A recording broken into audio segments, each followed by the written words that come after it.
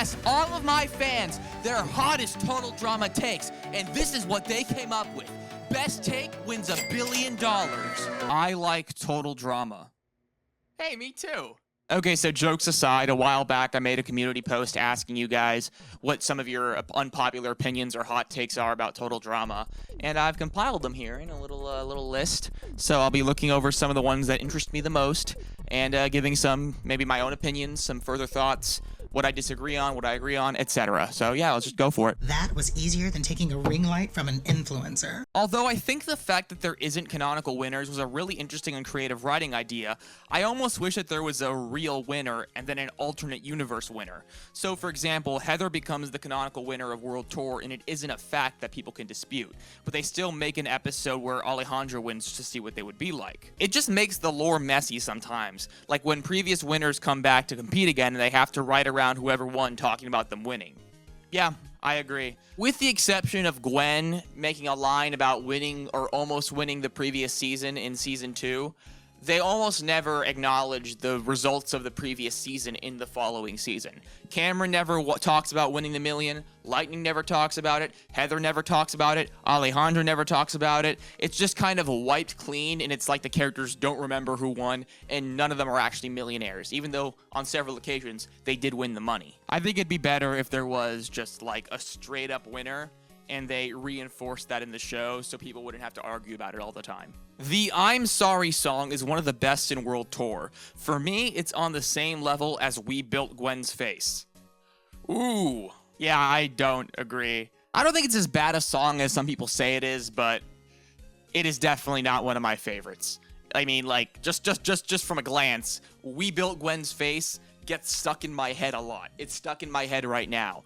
But I had to take a few seconds to remember what I'm Sorry sounded like in my own head. So it's never really stuck out to me as very special. There is no possible way that Duncan would get so many bitches as he did in universe. His torso makes up 70% of his body. He's got a bright green mohawk and a unibrow. If I saw him on the sidewalk, I would cross the street and go to the other sidewalk. But maybe that's his appeal. I'm literally a lesbian. Every season after Island is progressively more frustrating to watch because of character meddling. It's cool to see characters like Beth, Heather, Harold, Justin, and that become more developed and well-rounded, but the trade-off is watching characters like Courtney, Lashana, Trent, and Gwen just fall so far off the mark that I ended up wanting to watch season 1 again just to see them be likable and fun. I wouldn't go as far to say that every season gets worse or more frustrating, but you do definitely have a point that there are multiple instances where a character that was really good in Island is not so good in Action or World Tour or All Stars. But, you know, I will say that it's only a few cases for me personally. And all things considered, I'm still glad that the Gen 1 cast got 3-ish, technically All Stars 2. They got extra time. I think that let them establish themselves and become really memorable characters. But yeah, no, you have a point. There were a few rough situations, rough derailments. My biggest hot take is that I did not find Owen particularly likable whatsoever. At his best, I thought he was only there to be a slapstick joke. At his worst, I think he was one of the more annoying characters. I didn't dislike him as much in TDA though. I like him, honestly. I mean, yeah, fart jokes, I'm not really a fan of them. I always kind of thought the amount of nudity has always been a little suspect, but I still think he's a really funny character, and it's not because of the farts for me personally. I just really like his infectious, just childlike optimism. I think it really, especially in season 1, where all the other big standout characters are very cynical. I mean, the final 4 is Heather, Gwen, Duncan, and Owen, and he like sticks out there like a sore thumb, and it kind of really counterbalances the nastiness that's going on between the other 3. So I really like that, actually. It's fun. It's silly. I don't know. I think Chris is all you need to get right to make a good total drama season. That's why I think the newer seasons fail. It has nothing to do with the new campers and all to do with Chris's characterization.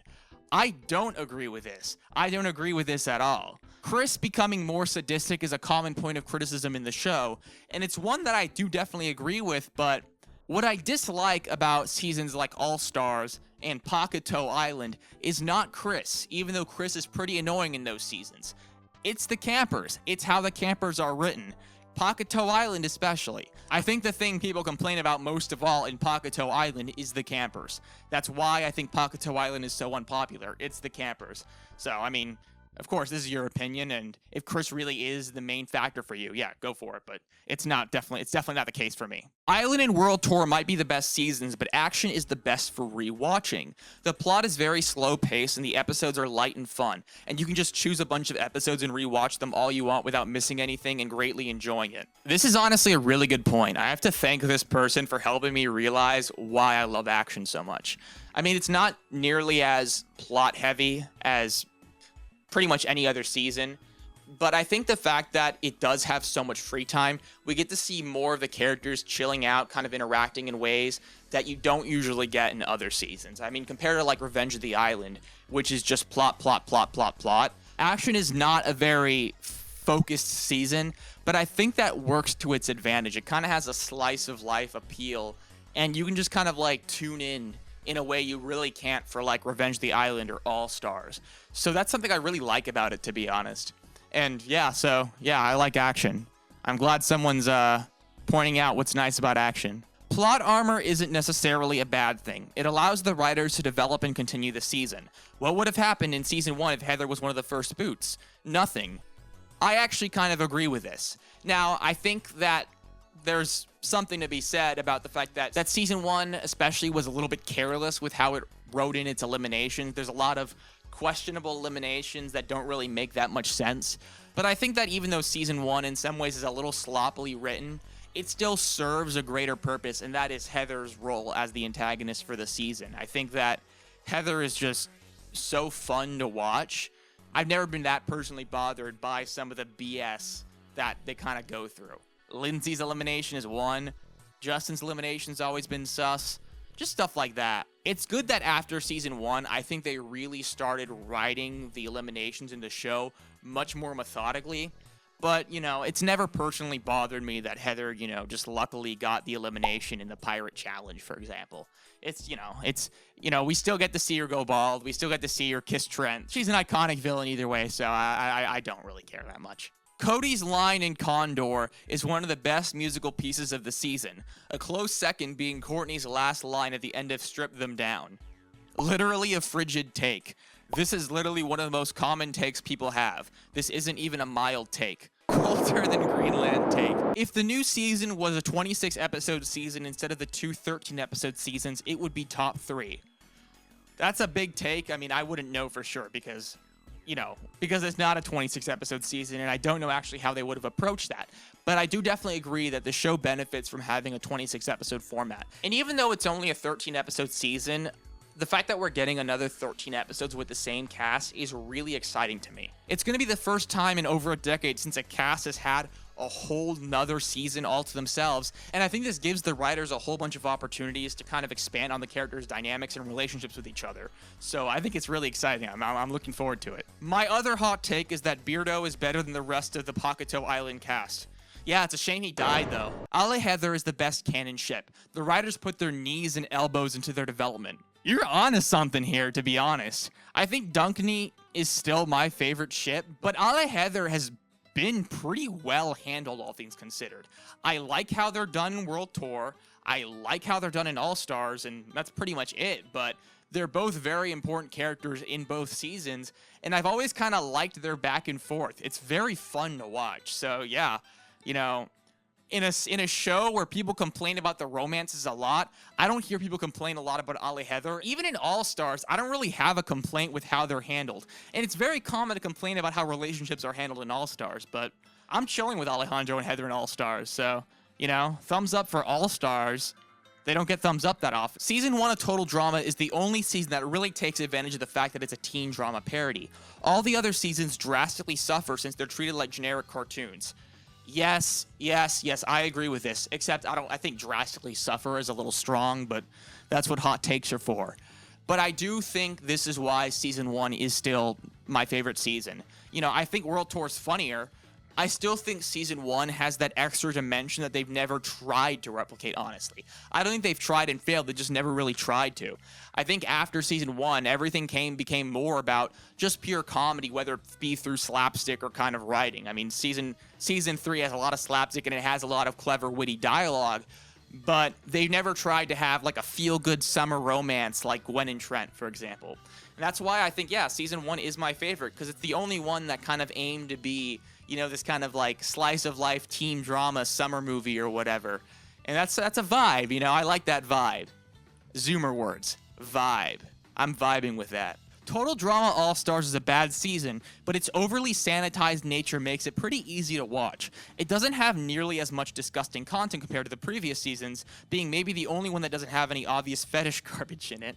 And I think that they only made like 2 fart jokes, which is insanely low for the show. You kind of have a point. I think they had to really tone down the vomit jokes in the later seasons. I don't know who told them to, but I think that was a direction they either consciously took on their own or they were told to do, because there's so much less vomit in the later seasons than season 1. That's also why I find it kind of ridiculous when people say the later seasons of Total Drama relied too much on gross out humor, because have you watched season 1? Also, for what it's worth, whenever I've rewatched All Stars, I've never gotten bored in the middle. I'm not a huge All-Stars fan, but whenever I do watch it, I usually finish watching it within a couple of days. I've never had an instance where I've watched the first couple episodes of All-Stars and then stopped for like a month. Every single time I've watched All-Stars, it's been like the whole way through very quickly. So, yeah, I don't know why that is, but yeah, there's something going on there. A lot of people have disliked my ranking, so here it is. Wow. Okay. Yeah, that's not the ranking I usually see. I'm very curious about the 0 out of 10 for action. I mean, as I've kind of made it obvious in this video, I'm a big action fan, but a 0 out of 10. If you're watching this, I would love to hear, like, you give me, like, a paragraph on what you like and dislike about each season, because I'm curious. I'm, like, really curious about this. Total Drama All-Star should have been first gen versus second gen. I don't agree with this. I've heard this before, but I think the fact that they're kind of mixing the 2 casts together is a good thing. We get to see characters that we have never interacted before interact from the start. If the casts weren't able to mingle with each other, I think one of the main conceptual appeals of All-Stars wouldn't even be there. So yeah, I definitely think the heroes versus villains thing was a good idea, even if it wasn't perfectly implemented. Alejandra's villain arc in World Tour was better and cleaner than Heather's in TDI. Yeah, I'd say so. I mean, I still prefer Heather as a character and a villain, but that does honestly just come down to her personality and way of interacting with the rest of the cast. But I think Alejandra's was much more thought through. And this just kind of goes back to Island being a bit more of a sloppily written season. I don't think back then they were putting that much thought into the logic behind the eliminations, especially compared to World Tour, because in World Tour we often see whom everyone votes for. That was never really a thing in Island, except for the Eva episode. I do agree with the basic point that Alejandra's rise to the top was more cleanly written, though. I mean, absolutely. There was a lot more thought put into how he was going to get to the top than Heather. But still, you know, I think Heather is just such a great villain that I don't really care. I can deal with the plot holes. I love plot holes because I get to see Heather, and Heather's awesome. I'd rather watch toxic Duncan and Courtney than healthy Gwen and Duncan. I'm going to plead the fifth on this one. Gwen sucks. She's terrible. Even her design is ugly. Heather has massive plot armor and zero brain. Lashana deserved better. The romances were bad. Do you even like this show? I'm being snarky. Sorry. But, damn, I mean, if you don't like Gwen and you don't like Heather and you don't like the romances in Total Drama, shit, those are like 3 of the best things about Total Drama. So, what do you like? I'm curious. I guess maybe you're a fan of the newer seasons, which is fine. I'm just thinking, like, if you really dislike Gwen and Heather, seasons 1 and 3 are probably out of the picture for you. So, yeah, I don't know. Trent is a boring character, and it is clear the characters didn't know what to do with that guy. I kind of agree, but I still like him. I think the fact that Trent is pretty generic kind of adds to the appeal of his thing with Gwen. He's just a chill guy, you know, with good vibes or whatever. But I think he serves his purpose pretty well, which is basically just to be a love interest for Gwen. And I think he helps Gwen come out of her shell, learn more about herself, and, you know, find some cute summer love, find out that the island isn't so bad after all. It's sweet. It's cute. I like it. But it's not really a surprise that they kind of retired him after Action, because once the summer love spell kind of wore off, it was kind of hard to find a use for him, so they just made him obsessive for no reason. When I say no reason, I mean no stated reason in the show. It's just, I mean, you guys have your fan theories, you know. I know a lot of you watch the BH Ultra videos, but I'm kind of leaving that on the side to just kind of talk about what's made obvious in the show itself. Platonic Gwunkin is awesome, and I wish we had Gortney rekindle and all of them be friends and frolic in a field. Couldn't have said it better myself. Alright, well, thank you guys for watching. This is kind of a silly video, but, you know, I thought it was fun to kind of see what you had to say about Total Drama.